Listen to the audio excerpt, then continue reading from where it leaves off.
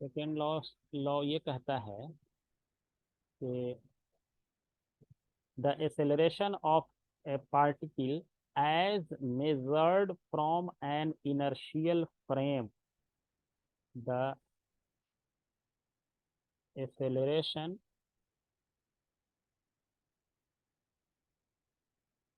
of a particle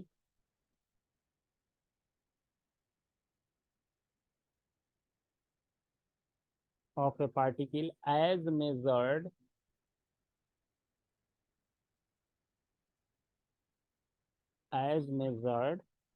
from an inertial frame, from an inertial frame is given by is given by the vector sum by the vector sum of all forces of all forces acting on the particle on the particle divided by its mass। इसी को Newton second law कहा जाता है। यानी कि Newton second law का मतलब ये हुआ कि एसेलरेशन जो निकालेंगे तो वो हमारा एसेलरेशन जो होगा वो सिंबॉलिकली हम इसको ऐसे लिखते हैं, A equal to sum of all the forces divided by mass हो जाएगा, और F equal to M into A, mass multiplied by acceleration हो जाएगा। अब इनर्शियल फ्रेम के लिए यहाँ भी हमारा ये भी जो है मेजर्ड फ्रॉम इनर्शियल फ्रेम है, क्योंकि हम बार बार इस पे इसलिए चर्चा करेंगे कि इनर्शियल फ्रेम के बगैर ये लॉ जो है हमारा अप्लीकेबल नहीं है। अब जब ये लॉ हम अप्लाई करेंगे इस लॉ को, तो इसको अप्लाई करने के लिए हमको क्या करना पड़ेगा कि आपको जो है एक जो है ये चूज करना पड़ेगा, क्या कहते हैं उसको, सिस्टम। और एक जो है उस सिस्टम को हम डिफाइन करेंगे कि सिस्टम क्या होता है। लॉ को अप्लाई करने के लिए हमें एक सिस्टम की जरूरत पड़ेगी। Without system we can not apply this law. तो इस लॉ को अप्लाई करने के लिए हमें सबसे पहले जरूरत पड़ेगा कि एक सिस्टम की हमको जरूरत पड़ेगा। इस लॉ कैसे अप्लाई करेंगे? First of all we need to decide system. First of all we need to decide the system. अब सिस्टम होता क्या है ये हम आपको बताते हैं। अब जब हम एक सिस्टम, किसी सिस्टम की हम बात कर लेंगे, सिस्टम बात कर लेंगे, जैसे सिस्टम में हो सकता है कि एक ही ऑब्जेक्ट हो सकता है दो ऑब्जेक्ट हो सकता है तीन ऑब्जेक्ट हो। अभी हम आपको एक डायग्राम इसका देते हैं इसका।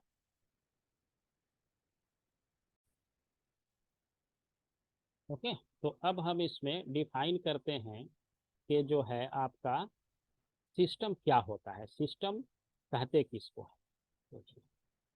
ये डिसीजन बड़ा इंपॉर्टेंट चीज है। न्यूटन्स लॉ को अप्लाई करने के लिए हमें एक सिस्टम को डिफाइन करना पड़ेगा।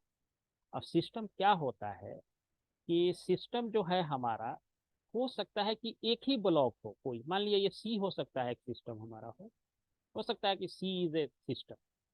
अब जब इसको हम सिस्टम मान लेंगे सी को, तो इसके बाहर जितना चीज है, ये जैसे रस्सी है, रोप है, ये रोप है, ये ब्लॉक है, ये पुली है, ये डी है, एक डिस्क है, ये ई है, ये एक ब्लॉक है, ये पुली है, यहाँ एक ब्लॉक है, ये सब इन्वायरमेंट कहलाएगा। ये मैन है, मतलब इसको छोड़ के बाकी जो भी चीज इसके आसपास होगा वो कहलाएगा इन्वायरमेंट या सराउंडिंग कहलाएगा। मतलब एक सिस्टम हम जिसको फिक्स कर लेंगे एक सिस्टम हम किसी को मान लेंगे, मान लिया सी को मान लिया, कोई कहेगा नहीं हम इस दोनों को मानते हैं, इस दोनों को सिस्टम मान लेते हैं, ये मान लिया सिस्टम है। सिस्टम आप किसी को भी मान सकते हैं। उसके अलावा जब इसको सिस्टम मान लेंगे तो इसके बाहर जितना ऑब्जेक्ट होगा outside this, all are called surrounding. यानी जिसको हम फिक्स कर लिए, दो ले लिए यहाँ, कोई कहेगा नहीं दो नहीं, ऐसा है कि हमको तीन ले लेने दीजिए, ये तीन है। कोई कहेगा कि इस तीनों को अगर आपने सिस्टम ले लिया तो इसके अलावा जो होगा वो कहलाएगा सराउंडिंग कहलाएगा। अब सिस्टम के लिए रेस्ट्रिक्शन ये है, सिस्टम के लिए अगर आपने इसको सिस्टम एक मान लिया ए बी सी को, फॉर एग्जाम्पल अगर A B and C are a system, अगर ये मान लीजिए कि एक सिस्टम है, तो क्या होना पड़ेगा, रेस्ट्रिक्शन क्या है कि इसके हर एलिमेंट का एक्सेलरेशन आइडेंटिकल होगा, एक्सेलरेशन आइडेंटिकल होगा, आइडेंटिकल होगा मतलब क्या है, अभी हम एग्जाम्पल से आगे भी समझेंगे, अभी समझिए सिर्फ ये कि इसका हर सिस्टम, इसका इसका हर पार्ट जो है, जैसे ए बी और सी है, इस तीनों का एक्सेलरेशन एक ही होगा।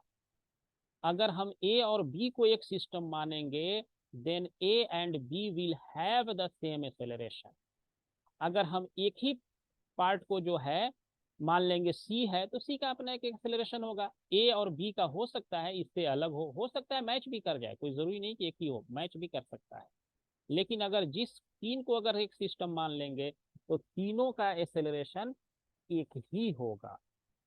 इस तरीके से सिस्टम और सराउंडिंग को हम लोग आइडेंटिफाई करते हैं न्यूटन्स लॉ लगाने के लिए। एक ये कंडीशन है, जैसे ये रोप है, ये जो है रोप है या इसको स्ट्रिंग कहते हैं, स्ट्रिंग है, तो इसमें जो फोर्स लगेगा, यानी कि ये यहाँ ये स्ट्रिंग जो है इस ऑब्जेक्ट को जो ऐसे खींचेगा, इसको टेंशन का फोर्स कहते हैं। Tension is force is nothing but it is electromagnetic force, ये इलेक्ट्रोमैग्नेटिक फोर्स होता है टेंशन।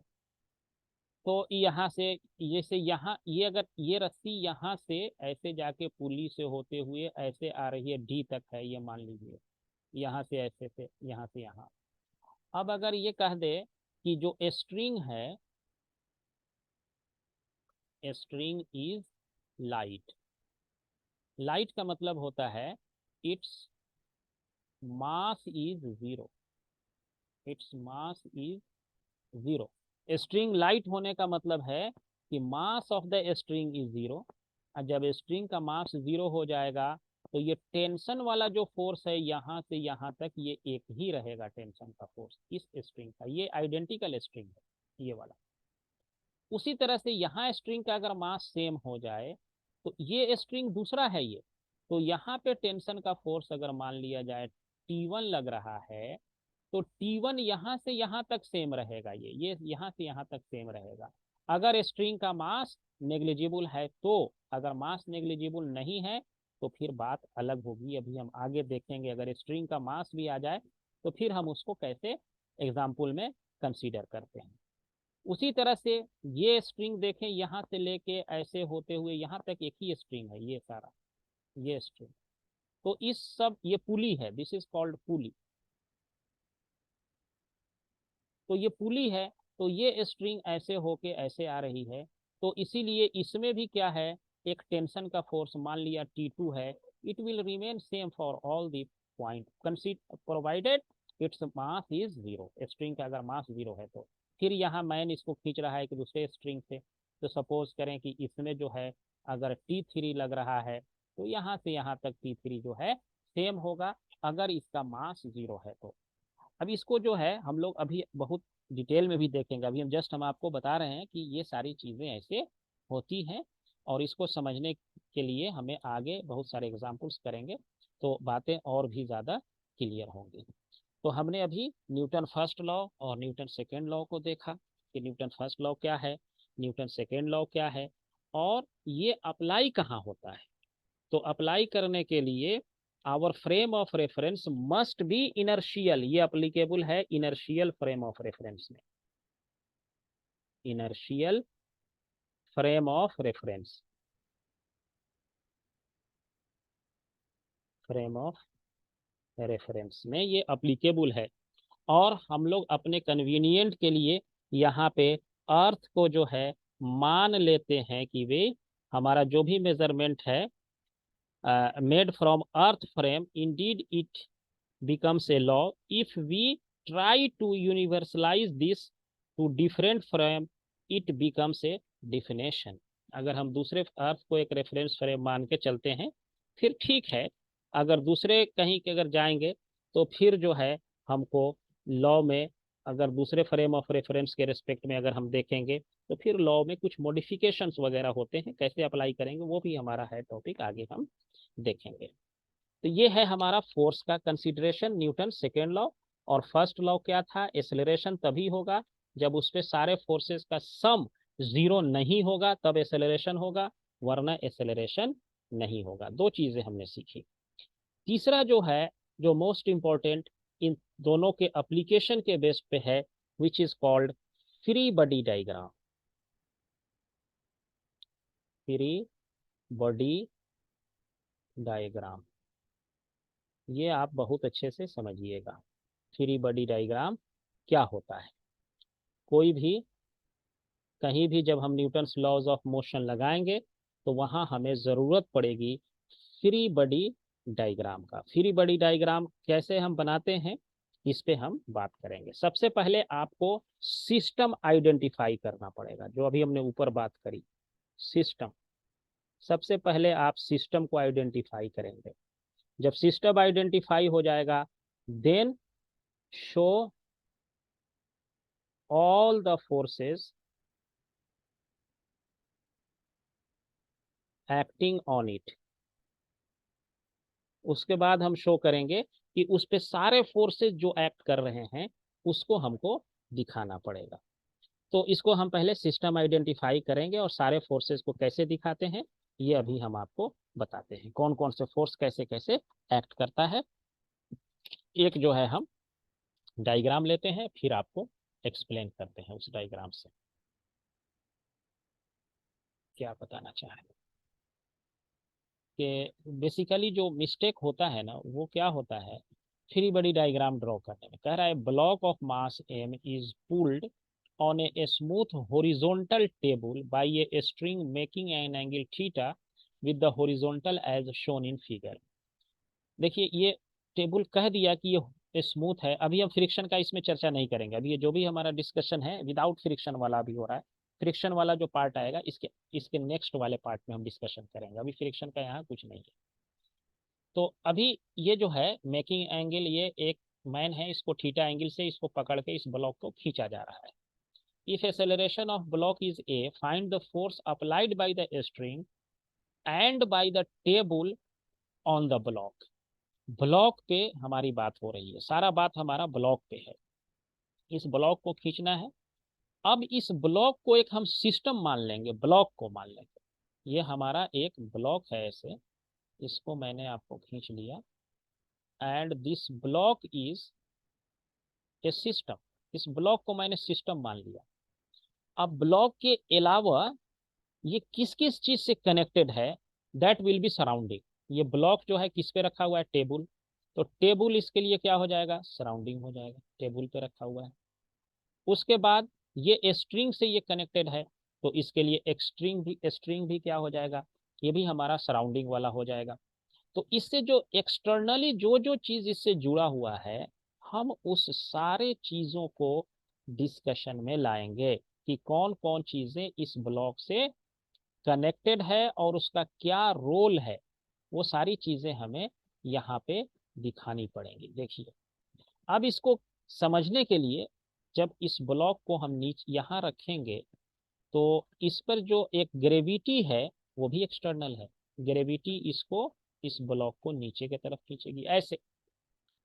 अब देखिए ये जिस पे ये कांटेक्ट है, टच किया हुआ है, जिस पे कांटेक्ट है, ये क्या करेगा, इसको एक फोर्स ऊपर की तरफ लगाएगा। This force will be on the upper side, ऊपर की तरफ, इस फोर्स को नॉर्मल कहा जाता है। जब भी कोई ब्लॉक किसी पे रखा रहता है, उस पे जो ब्लॉक पे जो कांटेक्ट वाला फोर्स यहाँ लगाएगा, that is called normal force. Pull of mg। Sir इसको नॉर्मल रिएक्शन भी बोलते ना? हाँ, इसको नॉर्मल रिएक्शन भी बोलते हैं, ये नॉर्मल फोर्स को। अच्छा, पुल ऑफ mg क्या है? This is called pull of the earth, pull of the earth, this is pull of the earth, earth का ये पुल है ये। और contact force by table N vertically upward, N is contact force, force ये कौन लगा रहा है? Contact force vertically outward, vertically upward, vertically upward, कौन लगा रहा है? वर्टिकली अपवर्ड बाय टेबल, या कॉन्टैक्ट कह दिया तो कॉन्टैक्ट हो गया, टेबल के थ्रू ये ऊपर की तरफ लगेगा। तीसरा फोर्स क्या है? पुल ऑफ द स्ट्रिंग, ये स्ट्रिंग का खिंचाव है, पुल ऑफ द स्ट्रिंग, स्ट्रिंग इसको ऐसे खींचेगा इसके तरफ। ये ध्यान देना है कि ये स्ट्रिंग जो है इस ब्लॉक पे जो फोर्स लगा रहा है वो ऐसे खींच रहा है। अगर ये पूछा जाए कि स्ट्रिंग इस मैन को कैसे खींच रहा है, तो ऐसे खींचेगा उसको, स्ट्रिंग के थ्रू मैन जो फोर्स पे ऐसे लगाएगा मैन पे। मैन ने इस स्ट्रिंग के थ्रू ऐसे फोर्स लगाया, ये टी हो गया। ये टी का डायरेक्शन क्या है? T is along the string है, टी इज, टी है along the string, along the string. हो गया। ये बेसिकली ये हमारे पास तीन तरह के इस पे फोर्स लग रहे हैं, एक अर्थ का पुल, दूसरा कांटेक्ट की वजह से नॉर्मल, और तीसरा जो है tension due to the string. अब इसको इतना बड़ा ना खींच करके हम इसको छोटा सा भी खींच सकते हैं। इसका फ्री बॉडी डायग्राम ये होगा। अब ब्लॉक को एक पॉइंट मास की तरह मारेंगे, पॉइंट मान लेते हैं और एम जी हो गया, कैपिटल एम है, जी है नीचे, इस पे जो है ऊपर के तरफ फोर्स लग रहा है दैट इज नॉर्मल, और टेंशन वाला जो फोर्स है विच इज, टेंशन का फोर्स ये ऐसे लग रहा है, और ये हमारा ग्राउंड है, ये ग्राउंड कह रहे हैं, ये हमारा यानी कि एक्स एक्सिस है, ये ग्राउंड से एक्स एक्सिस से ये थीटा एंगल बना रहा है, ये टी लग रहा है इस पे टेंशन का फोर्स। समझ गए? ये यहाँ तक जो है बात आपको समझ में आनी चाहिए, आ भी रहा हो। ये टी टेंशन लग गया।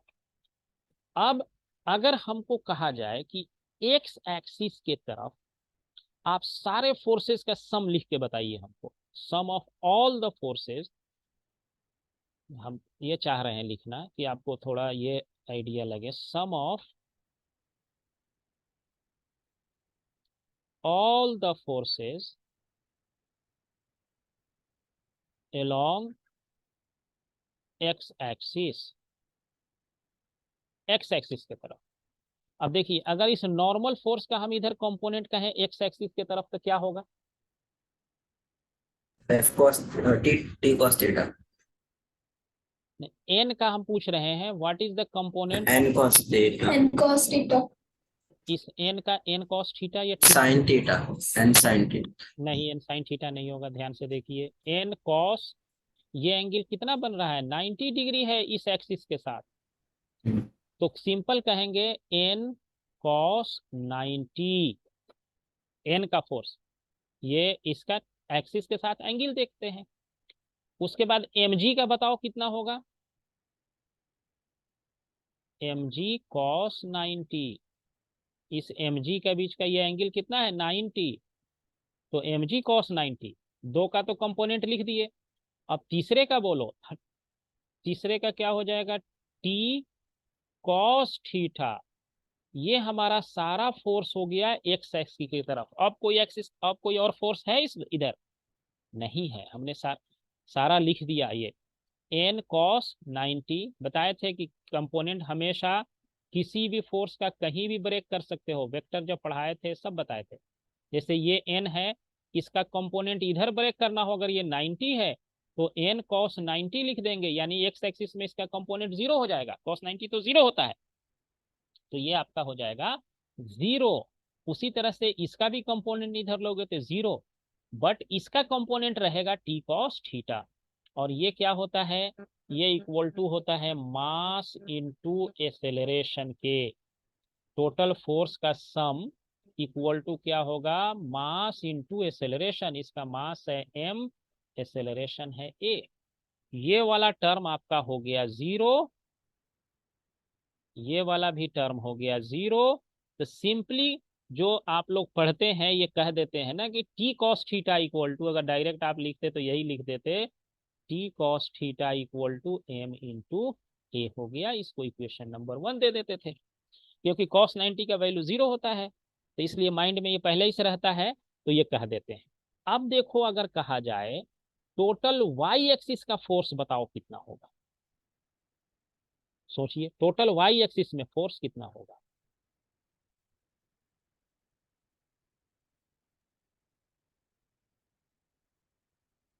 What will be the total y axis force? 0। नहीं, ठीक से देखिए अभी। टोटल y एक्सिस, थोड़ा हम इसको कॉपी कर लेते हैं, ये वाले इस नीचे ले जाते हैं कॉपी करके।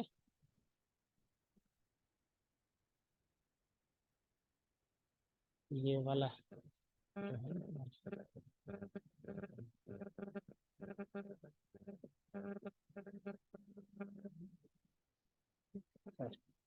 तो अब देखिए इसमें n plus hmm, t sin theta minus mg is equals to ma। हाँ देखो, गुड, अब सही बोला आपने। ये वर्टिकल एक्सिस में ये है, ये तो सिंपल वर्टिकल पे ही है, ये भी वर्टिकल पे है।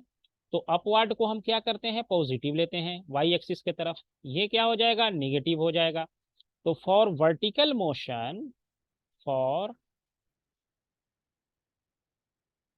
फॉर वर्टिकल मोशन हमारा क्या होगा कि एन माइनस एम जी, ये दोनों उल्टे डायरेक्शन में है।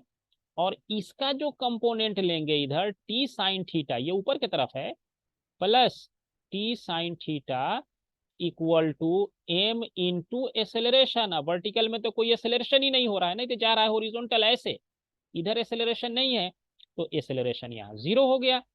तो अब इसको जब आप सॉल्व करोगे तो क्या मिलेगा, देखो इसको जब आप सॉल्व करोगे तो यहां से आपको मिल जाएगा N minus M G plus T sine theta equal to हो गया 0।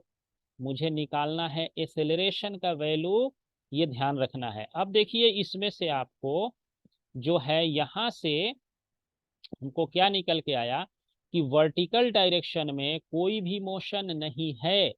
इसका मतलब हुआ कि जो ऊपर के तरफ जो फोर्स है वो कौन कौन सा फोर्स है, N plus T sine theta must be equal to weight. इसमें अगर देखें आप फिजिकली भी इस चीज को, तो ऊपर के तरफ ये एक हो गया टी साइन थीटा और ऊपर के तरफ नॉर्मल, तो इस दोनों का सम जब तक इसके इक्वल नहीं होगा तभी तो वर्टिकल डायरेक्शन में कोई मोशन नहीं होगा। अगर इसमें से ये बड़ा हो गया तो टेबल तोड़ के ये नीचे चला जाएगा।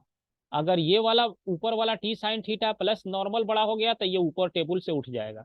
बट दोनों केस नहीं है, ना नीचे जा रहा है ना ऊपर जा रहा है। इसका मतलब है कि downward force is equal to upward force. तो ये हमारा रिलेशन आया। अब आपको क्या करना है यहाँ से कि अब इसको सॉल्व करना है, और आपको पहला काम क्या करना है, टेंशन निकालना है। और ये इसको दो इक्वेशन है हमारे पास,